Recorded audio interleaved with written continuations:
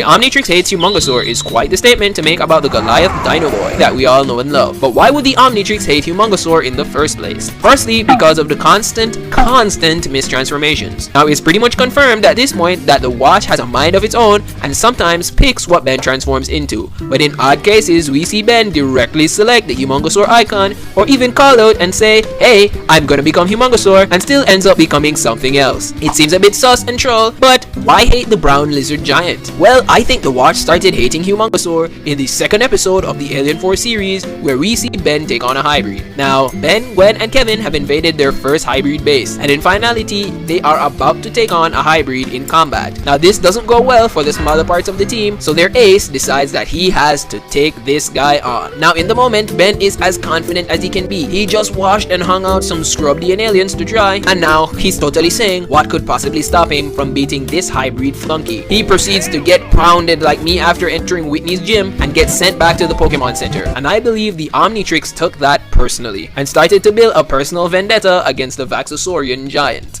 Further down in the second season, Ben turns into Humongosaur again in another rematch against the hybrid, when they end up getting third-partied by Darkstar and drained completely of his energy like he was nothing. That stings, not gonna lie. He gets his revenge against Darkstar though, but it doesn't end there, and picks up when he gets to take on Vilgax in the episode Vengeance of Vilgax. Now, after a failed hacking session on the Omnitrix and trying to recapture Chromostone, Ben makes his first ever failed transformation in all of Alien Force, and that, I think, is where the breaking point for the Watch came through, because after Vilgax makes his domain expansion barrier and the two begin to tango, Ben goes for the Big Chill plus Humongosaur combo and tries to get the jump on Vilgax. They do the cool Yonko Sky Shatter thing, but Ben ends up taking a humongous L during the fight. That's looking like 3 strikes already on Humongosaur, but it doesn't end there. Here is where it gets really bad. In the final episode, Ben takes on Albedo. He is full of confidence and bravado, and both end up turning into Humongosaur, but that isn't enough. Albedo goes ultimate, and the rest isn't just history,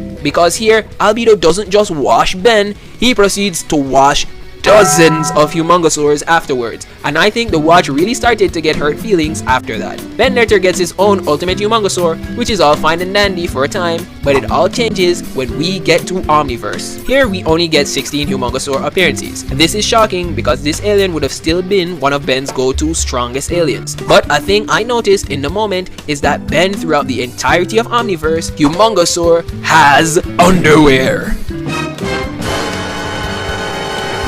Nah, just kidding. He never does this.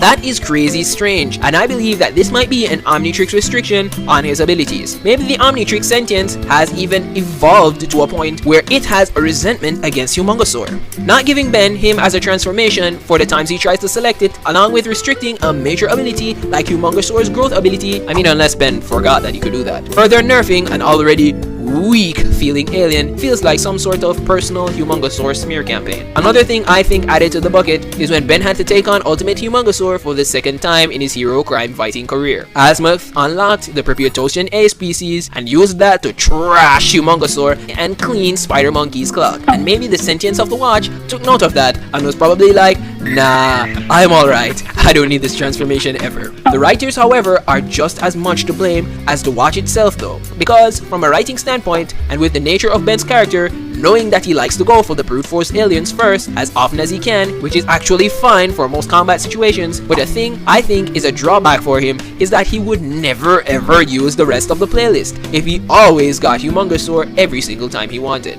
Leaving Ben to explore the rest of the playlist from a narrative standpoint seems like a pretty sensible decision to me. However, I don't believe that the Watch actually hates Humongosaur in the slightest. You see, he is a Vaxosaurian from the planet Terradino. He's the towering giant of the original Alien Force playlist and a very good alien if you need to rumble. This transformation gives Ben a lot of confidence anytime he is about to get into an important battle, and especially if the battle has the fate of many lives at stake. He has his own share of variety with his skills, and he is also a very good alien at the intimidation factor.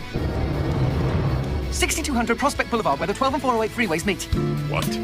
It's where the dragon's going. Squire! That is important for the micro aspects of crime fighting. And I mean, he has almost 70 appearances in the entire Prime timeline of the show alone. The Omnitrix couldn't hate him if that was possible. Even if we move into the reboot, which gives Kid Men access to the Dino Big Boy, it helps to give him a great boost in power, and when he unlocks the Omni Kicks and Omni Knot modes, the guy becomes able to easily 1v2 people with no problem. And I'm talking about one of them being Kevin 11, who literally has an Omnitrix. That is no small feat, and not to mention that Humongosaur has some of the most variations in designs and modes as well throughout every iteration of the Ben 10 show, along with the fact that he trashed the Generator X in a 1v1, which is quite satisfactory in my opinion, and is probably why the show ended in the first place. Some of Humongosaur's best moments though are, for example, when he broke into the Forever Knight base and went ham on these medieval morons, and when he stopped a literal time warping being from coming into existence, or when he shot down the brutal ship